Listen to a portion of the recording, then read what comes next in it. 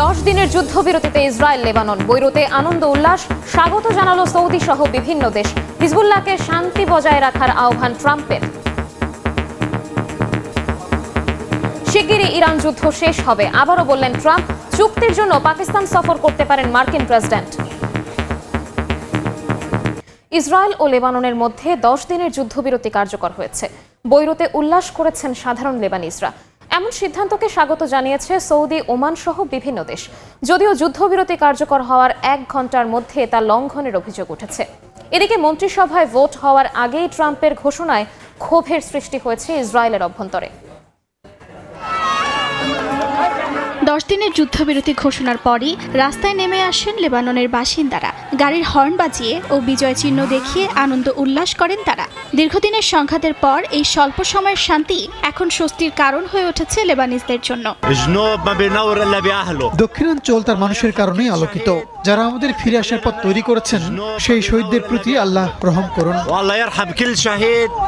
যুদ্ধবিরতি আনুষ্ঠানিকভাবে কার্যকর হওয়ার 1 ঘন্টারও কম সময়ের মধ্যে তা লঙ্ঘনের অভিযোগ উঠেছে। লেবাননের জাতীয় সংবাদ সংস্থা এনএনএ জানায়, দক্ষিণ লেবাননের খিয়াম ও দিব্বিন শহরে ইসরায়েল গোলাবর্ষণ করে। পাশাপাশি ওই এলাকায় ব্যাপক সামরিক তৎপরতা চালানো হয়। এছাড়া পশ্চিম বেকা উপত্যকায় ইসরায়েলি নজরদারি বিমান ব্যাপকভাবে সক্রিয় রয়েছে বলে জানায় এনএনএ।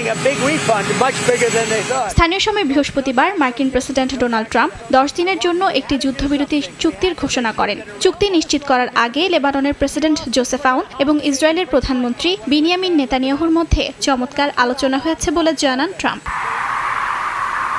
যুদ্ধবিরতির সিদ্ধান্তকে স্বাগত জানিয়েছে সৌদি আরব, ওমান, জাতিসংঘ সহ বিভিন্ন দেশ ও সংস্থা। তবে মন্ত্রিসভায় ভোট হওয়ার আগেই লেবাননের সঙ্গে ট্রাম্প যুদ্ধবিরতি ঘোষণা করায় ক্ষোভের সৃষ্টি হয়েছে ইসরায়েলের অভ্যন্তরে। অর্জিতা শেহজিন, সময় সংবাদ। ইরানের সঙ্গে চুক্তি হলে তা স্বাক্ষরে পাকিস্তান সফরে যেতে পারেন মার্কিন প্রেসিডেন্ট ডোনাল্ড ট্রাম্প।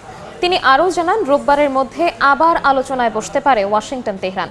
এদিকে কূটনৈতিক প্রচেষ্টার অংশ হিসেবে ইরানের প্রেসিডেন্ট মাসুদ পেজেশকিয়ান ও আইআরজিসির কমান্ডার আলী আবদুল্লাহির সঙ্গে সাক্ষাৎ করেছেন পাকিস্তানের সেনাপ্রধান আসিম মুনির। সংঘাত বন্ধে আলোচনার বিকল্প নেই বলে জানিয়েছে চীন।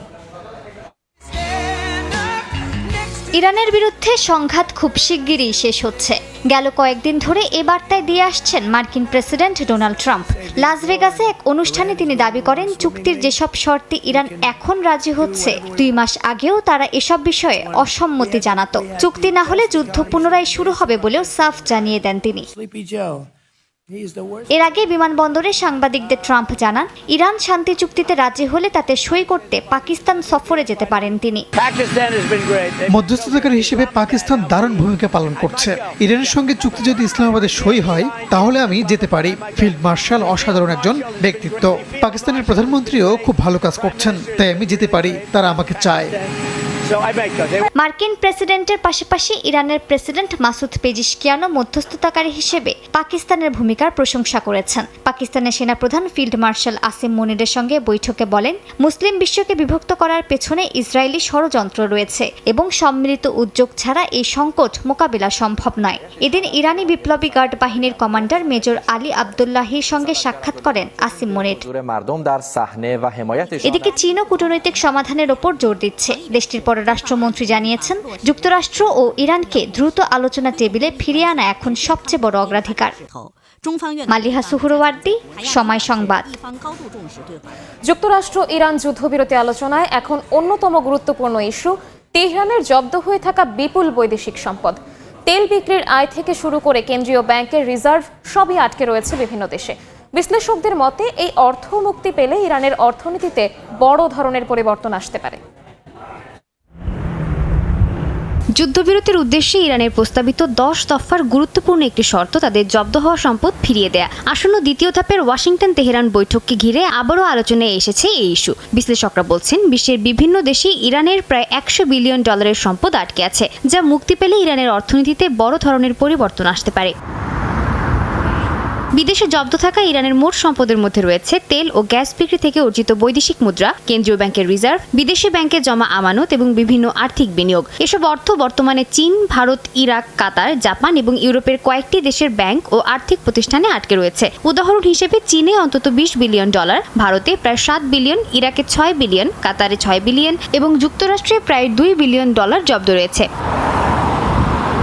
এর সম্পদ জব্দের সূচনা ঘটে 1979 সালে। তেহরানে মার্কিন দূতাবাসে জিম্মি সংকটের জেরে যুক্তরাষ্ট্র প্রথমবার ইরানের সম্পদ জব্দ করে। পরবর্তীতে ইরানের পারমাণবিক কর্মসূচি, ক্ষেপণাস্ত্র উন্নয়ন এবং আঞ্চলিক ভূ রাজনৈতিক উত্তেজনাকে কেন্দ্র করে যুক্তরাষ্ট্র ও তার মিত্ররা একাধিক দফায় নিষেধাজ্ঞা আরোপ করে।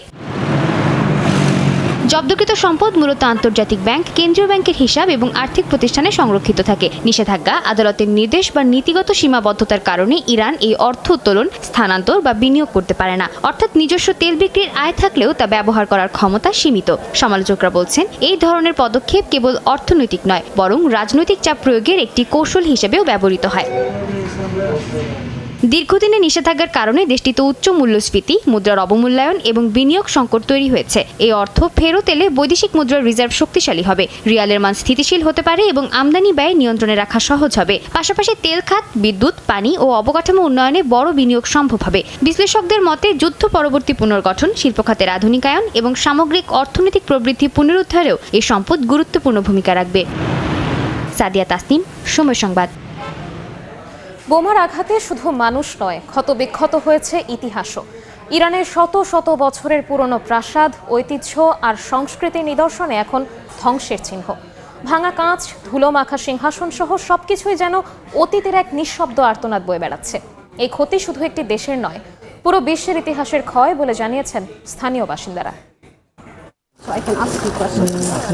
ইরানের রাজধানী তেহরানের গোলেস্তান প্রাসাদ ও সাদাবাদ কমপ্লেক্সে যুদ্ধের ছাপ স্পষ্ট। শত শত বছরের ইতিহাস বহন করা দেয়ালে দেখা গিয়েছে ফাটল, জানালার কাঁচ ভেঙে পড়ে আছে মেঝেতে। প্লাস্টিক দিয়ে ঢেকে রাখা জানালা আর সতর্কবার্তার সাইনবোর্ড যেন চেষ্টা করছে ইতিহাসকে আরেকটু সময় বাঁচিয়ে রাখতে।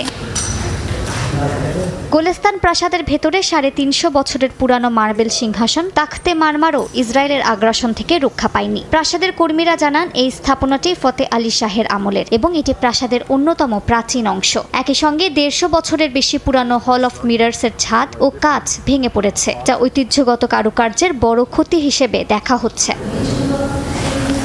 ইস্পাহান শহরেরও একই দৃশ্য। ঐতিহাসিক নিদর্শনের অন্যতম স্থান গভর্নরের কার্যালয়েও এই হামলার হাত থেকে রেহাই পায়নি। স্থানীয়রা দাবি করেন, ইস্পাহান শুধুমাত্র একটি শহর নয়, বরং সমগ্র বিশ্বের সম্পদ। এই ঐতিহ্যের প্রতি আঘাত মানে গোটা বিশ্বের ইতিহাসের ওপর আঘাত।